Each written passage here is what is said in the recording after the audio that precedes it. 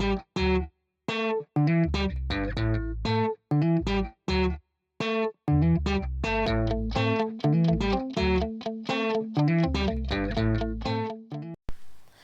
when I see a video with the title, "Is Australia Better Than America?"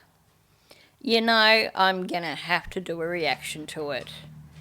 I've got no idea who this person is, and I actually haven't even watched his video. I just basically downloaded it and thought, okay, let's just go at this raw and see what this guy has to say. Interesting when you look at his description on his channel. He sounds like he's one of these motivational speaker kind of people. So let's just jump in and see if this guy actually believes that Australia is better than America. Well, after 8 days and speaking for 3 days in beautiful Australia across Melbourne, Sydney, and Brisbane, I got some lessons you're going to take away from this. Here's what these lessons are. Number one, somebody asked me during the Q&A sessions at one of the events, they said, "Hey, Bedros, what would you trade in terms of America? What would you bring to America from Australia? And what would you want to bring to Australia from America?" And so the answer to that was pretty simple for me. What I would trade and take to America is this: the beautiful cleanliness of how amazingly clean and organized the cities are. I was all over Australia, the 3 big states, Melbourne, Sydney, Brisbane, and guess what? No graffiti, no crime.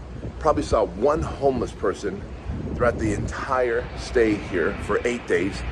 Everyone's kind, everyone's polite, and it's almost like the United States, like the big cities like San Diego, San Francisco, LA, New York, Brooklyn, 15, 20 years ago when things were cleaner, people respected each other, they were kinder with each other. It's this beautiful, amazing feeling that you are not going to get mugged or stabbed with a syringe by a fentanyl crackhead who's got feces in his pants chasing you down the road. Not saying that's ever happened to me in the United States, but I've heard friends go through experiences like that. So in case you were wondering, this video is about 6 months old. Why am I saying that?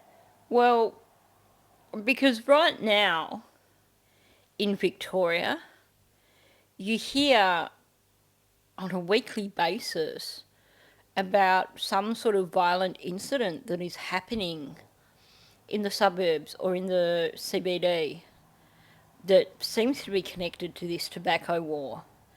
So I know I, for one, feel a little less safe in Victoria at the moment than what I used to. But no graffiti. Now, I can't speak so much for the other states, but you just have to hop on a train in Melbourne and you were going to see so much graffiti. So I'm guessing that his experience of Melbourne has been perhaps to fly in to the airport, probably catch a shuttle to a inner city hotel, and then spend time at some sort of conference centre or even in the same hotel where he was staying. So it sounds like he hasn't really explored Melbourne if he believes that there's no graffiti. And can we just acknowledge that 3 states on the east coast is not all over Australia? Now, that said, I think we do need to acknowledge that Australia is cleaner and safer and far more friendly than the United States. I think you would be hard-pressed to find anyone who would disagree with that.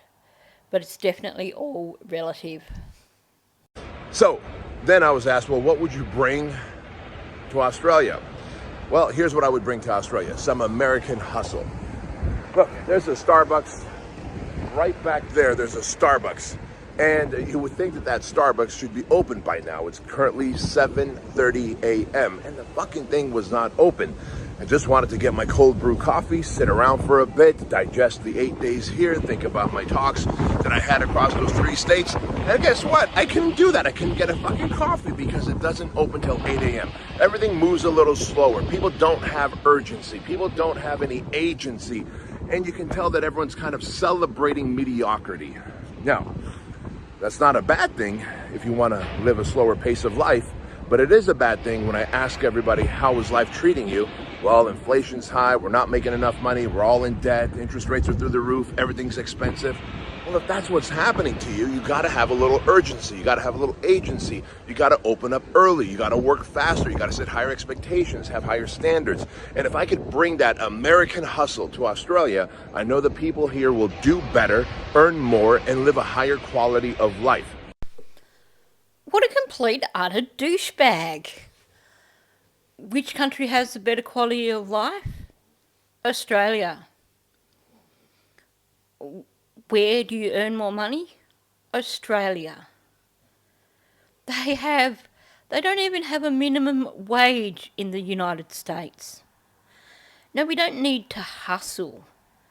We don't need urgency. And we are not a mediocre country. We just don't have that same rushed sense of being that exists in America. Because for us, it's about living, it's not about working.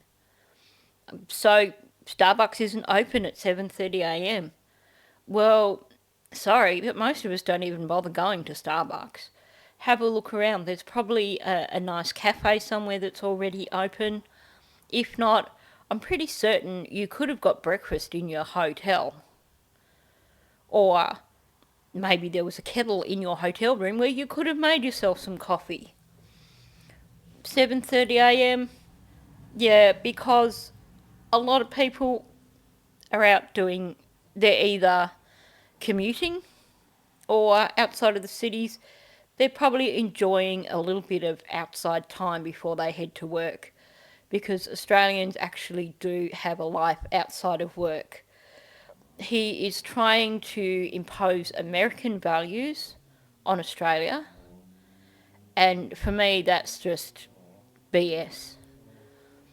I would not ever want to trade the Australian lifestyle that we have here for the rushed lifestyle they have in the US. I mean, Australians have a longer life expectancy for a reason. So I hope we never achieve the hustle. And if what you see in us is mediocrity, well, what we see is a good work-life balance. There is this American perception that because we are so laid back that we must be really slack at our jobs. Well, I can assure you that when people go to work, they focus on their jobs, they work hard, and then they relax at the end of the day. Maybe if you go and buy a coffee, it's not going to be served up to you in 30 seconds because there isn't the pressure to do so. There isn't that need for immediate gratification amongst Australians. People are willing to recognise that a server is going to do it at a respectable pace without being rushed, without risking scalding themselves on the coffee machine because they're trying to make a coffee in 30 seconds. Yeah, there are some times when I wish I'm somewhere and I wish they would hurry up with the coffees. True. But I wouldn't say that it's mediocrity. I think it's just a different world here in Australia. That doesn't mean you gotta work 16, 17 hours a day, but that just means during the times that you are working, you gotta have some hustle. And that's the big lesson for y'all. So, one more thing that I would take from Australia to the United States. Man, as I've been eating at restaurants and as I've been in grocery stores and as I've been reading food labels, because you do know my background is fitness and nutrition, guess what I discovered? Their labels, food labels, are very simple. Fucking simple labels. Guess what's in yogurt? Sheep milk and culture. That's it.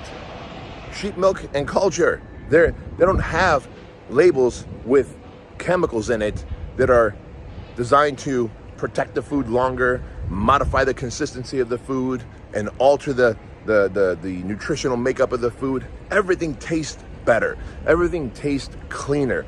Everything tastes, for lack of a better term, organic, like real organic, not the fake organic that we have in the States. Everything is just better. You can tell. I can tell the quality of the food is better. And it breaks my heart that the United States is such a great country, man. We're such a fucking great country. But it's run by the big food conglomerates who bribe the FDA and the food organizations of the government to let everything pass. They really care about their health here. I haven't seen one overweight, obese person. Well, okay, maybe I've seen one or two. But the point I'm making is when you've got a country like the United States, we are over 50% overweight and whatever it is, maybe 60% overweight and obese. People here are fit. They have their limitations. They don't just stuff their faces with fucking ding-dongs and ho-hos and Cheetos and all that shit. And I'm here to tell you that there's a lot to learn. And I know that we are one of the greatest countries of the United States, but I also know that we can learn from great countries like Australia, man. This guy seems somewhat prone to exaggeration. You can go anywhere in Australia and you will see obese people. That said, we certainly don't have the same concerns that they do in the United States. Our food labels, yes, there are so many additives that are used in the United States that are not allowed here in Australia, and that makes our food so much more healthy. We also have a healthier mentality when it comes to nutrition. You know, you see so many videos of people eating out in America and you see the meal size and you think, how does a person even eat that much in one go? So the portion sizes in America are insane. And certainly it seems like there are just, America is the land of the takeout. Seems like there is a takeaway store for just about any kind of food that you could imagine that is not your good, healthy, home-cooked meal, but some preservative-laden, fat-laden, salt and cornstarch-laden food that's really not healthy. So yes, he has got a point, but let's not be a little bit too rose-coloured. We do have issues here in Australia too. There's so much we can learn from countries like this. Look at that little guy walking around. So many great things we can learn from countries like this who maybe aren't as forward evolved in terms of certain things, but you can tell that they're clean, they're organized, they still respect each other, they love each other. They're a tight community, and the food is not designed to make you bloated and fat and break down in a specific way in your mouth just so that you can have another fucking Cheeto. I really respect that. I really respect what this country's about. And I just want to give a big shout out to all the folks out here in Australia that came out to my speaking events, the Rise to Greatness events. And who knows, maybe we can all collaborate more as nations instead of be, I don't know, controversial, instead of becoming adversarial. So much love, Australia. Much love, United States. Can't wait to get back home. Peace. Dude, your American ego is showing. Calling us not as forward evolved as the United States. We're like cavemen. You can see that his attitude is that America is better than Australia. We're just a backwards little country that the reason that we have good food and we don't have the hustle is because we're just not as evolved as the United States. Well, if that's the way you see it, I'm glad we're not, because I love the lifestyle we have here in Australia. I love the healthy eating options that we have in Australia.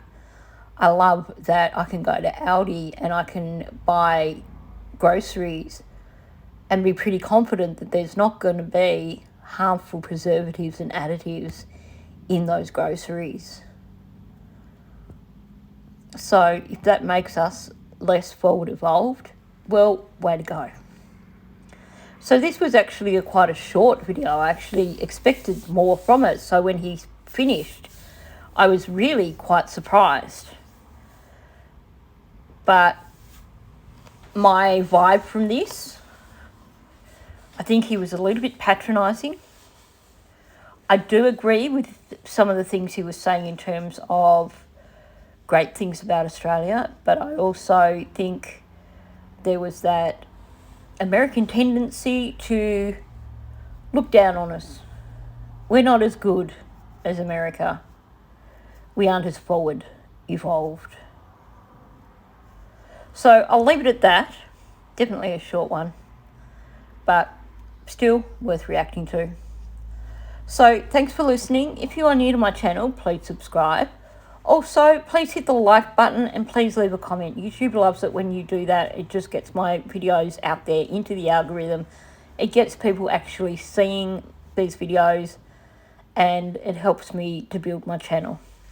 Thanks, and I'll catch you in the next one.